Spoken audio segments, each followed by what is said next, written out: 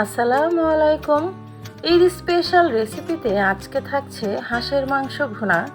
অনেকেরই অভিযোগ থাকে হাঁসের মাংসের গন্ধ লাগে, খাওয়া যায় না।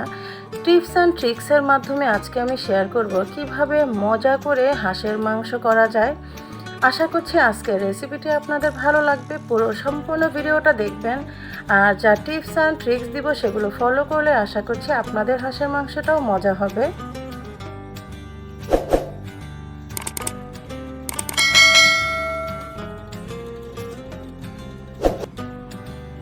প্রথমে আমি একটা হাঁড়িতে হাঁসের মাংসগুলো নিয়ে নিলাম, আর আমি হাঁসের মাংসটা আগে থেকে ভালো করে ধুয়ে ঝরিয়ে নিয়েছি। আর এখানে কলিজাটা আমি রেখে দিলাম, কারণ কলিজাটা প্রথমেই দেওয়া যাবে না। আর এখন আমি এখানে দিয়ে দিচ্ছি রসুন বাটা। আমি এখানে 3 টেবিল চামচ পরিমাণ রসুন বাটা দিয়েছি। আদা বাটা দিয়েছি 2 টেবিল চামচ পরিমাণ। দিলাম স্বাদ মতো লবণ, হলুদের গুঁড়ো, লাল মরিচের গুঁড়ো, ধনিয়ার গুঁড়ো, আর দিব জিরা গুঁড়ো। আর সব কটা মশলা কিন্তু আমাদের বাসায় সব সময় থাকে। আর একটু বেশি করে পেঁয়াজ কুচি করে দিলাম। দিয়ে দিচ্ছি এখানে তেলটা কিন্তু আমি খুব বেশি পরিমাণ দেইনি, কারণ হাঁসের মাংস আমি চামড়া সহই কিন্তু আজকে রান্না করছি, সেজন্য অনেক তেল বের হবে। কিছু দিয়ে দিলাম দারচিনি, তেজপাতা আর এলাচ। এখন ভালো করে হাত দিয়ে মাংসগুলো মাখিয়ে নিতে হবে। এই কাজটা একটু সময় ধরেই করতে হবে। মশলাগুলো ভালো করে মাংসের সাথে গায়ে গায়ে মিলিয়ে দিতে হবে। আর এই কাজটা হাত দিয়ে করলেই সবথেকে বেশি ভালো হয়। নতুন রাঁধুনি আপুরা ভাইয়ারা চাইলে আপনারা আজকের রেসিপিটি ফলো করতে পারেন, আর যারা প্রবাসী ভাই বোন আছেন তারাও ফলো করতে পারেন। আমি কিন্তু বেশ অনেকটা সময় ধরে কিন্তু মাংসটা ভালো মতো মাখিয়ে রেখেছি। এই অবস্থায় আপনারা রেখে দিতে পারেন 10 থেকে 15 মিনিট, আর না রেখে দিলেও কিন্তু হবে। আমি এখন শুধুমাত্র হাত ধোয়া যে একটা পানি সেটুকুই শুধু আমি দিব, আর এক্সট্রা কোনো কিছু দিব না। এ থেকে অনেক পরিমাণ ঝোলের পানি কিন্তু বের হয়ে আসবে।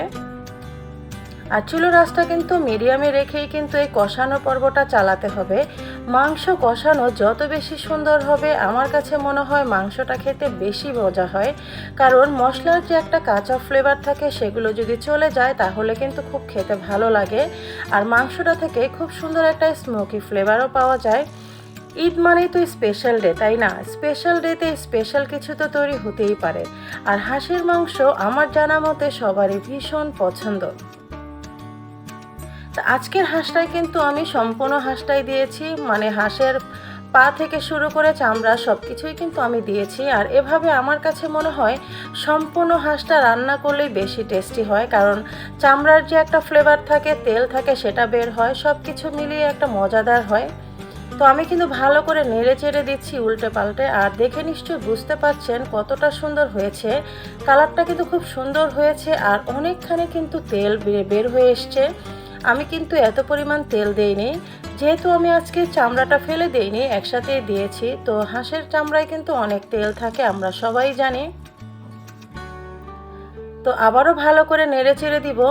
কষানোটা আমি একেবারেই অনেক সুন্দর করে করব, অনেকক্ষণ ধরে করব। আমি 50%-এর বেশি কিন্তু আমি কষানোতেই সিদ্ধ করে ফেলবো। আজকের হাঁসটাই কিন্তু আমি আলু দিয়ে রান্না করব। আপনারা চাইলে আলুটা স্কিপ করতে পারেন, এই অবস্থা শুধু কষা কষা ভুনা করতে পারেন।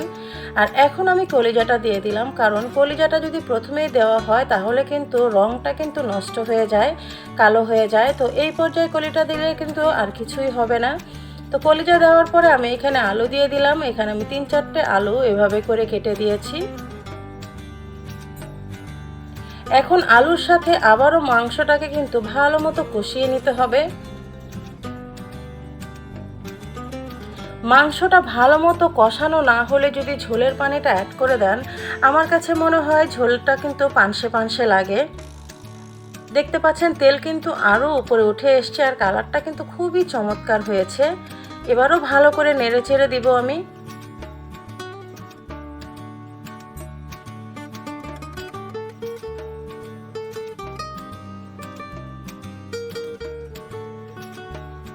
আজকের রেসিপিটা যদি আপনাদের ভালো লাগে প্লিজ একটা লাইক দিয়ে দিবেন। আপনাদের একটা লাইক কিন্তু অসংখ্য ভাইয়া আপুদের কাছে আমার এই ভিডিওটা পৌঁছে যাবে। আরেকটা অনুরোধ করে নিব আপনাদের সবার কাছে, আপনারা চাইলেই আমার চ্যানেলটাকে সাবস্ক্রাইব করতে পারেন। সাবস্ক্রাইব করার পর পাশে থাকা ছোট্ট বেল আইকনটা অবশ্যই অন করে দিবেন। এতে করে যখনই আমি নতুন কোনো ভিডিও আপলোড করব তার নোটিফিকেশন সবার আগে আপনার কাছে পৌঁছে যাবে। আপনি যখন ইচ্ছে তখন কিন্তু আমার ভিডিওগুলো দেখে নিতে পারেন। আর শুরু থেকে এই পর্যন্ত প্রিয় ভাই বোনরা যারা আমার পাশে আছেন, আমাকে সাপোর্ট করে যাচ্ছেন, সবাইকে অসংখ্য ধন্যবাদ। আমার বুক ভরা ভালোবাসা রইল। আমি কিন্তু আলুটা দিয়ে আরও ভালো মতো কিন্তু কষিয়ে নিয়েছি। এবার আমি ঝোলের পানিটা অ্যাড করে দিলাম। ঝোলটা আপনারা আপনাদের পছন্দ অনুসারে দিবেন। যদি কেউ কষা ভুনা খেতে চান তাহলে সেভাবে দিবেন।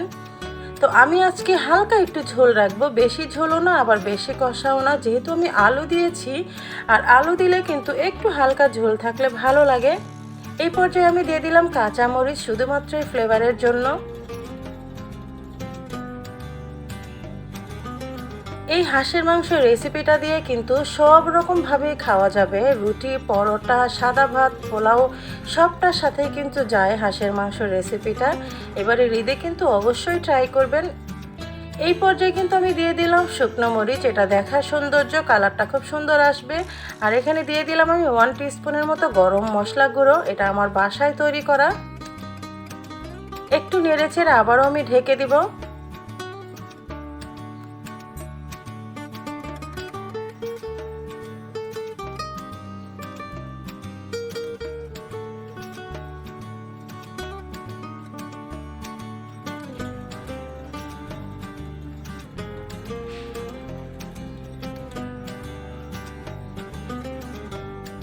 তো আমার মাংসটা কিন্তু হয়ে গেছে, আমি আরেকটু ঝোলটা নামিয়েই কিন্তু রেখে দিব। এখন সার্ভ করে দেখাচ্ছি আপনাদেরকে কতটা লোভনীয় হয়েছে হাঁসের মাংস ভুনা। আমি যেভাবে আজকে রান্না করেছি আপনারা যদি একইভাবে ফলো করেন, আমি নিশ্চিতভাবে বলতে পারি আপনাদের হাঁসের মাংসও কিন্তু এরকমটাই মজা হবে, কোনো গন্ধ আসবে না। পরিবারের সবাই মিলে এবারের ঈদে কিন্তু আপনারা এই স্পেশাল রেসিপিটা তৈরি করতেই পারেন, তাই না? ঈদের দিনে কিন্তু জমে যাবে একেবারে। অনেকেরই হাঁসের মাংস খুব বেশি প্রিয়, আমার কাছে তো খুবই পছন্দ এই হাঁসের মাংস ভুনা। একবার হলেও ট্রাই করবেন, আর কেমন হলো আমাকে কমেন্টসের মাধ্যমে জানাতে পারেন। আশা করছি সবার খুব ভালো লাগবে। আবারও বলে দিচ্ছি, ভালো লাগলে একটা লাইক দিবেন, অবশ্যই পাশে থাকবেন। আর আরেকটা অনুরোধ রইল, আমার চ্যানেলটাকে প্লিজ প্লিজ প্লিজ সাবস্ক্রাইব করে আমার পাশে থাকবেন। তৈরি হয়ে গেল মজাদার হাঁসের মাংস ভুনা। সবাই সুস্থ থাকবেন, ভালো থাকবেন। আল্লাহ হাফেজ।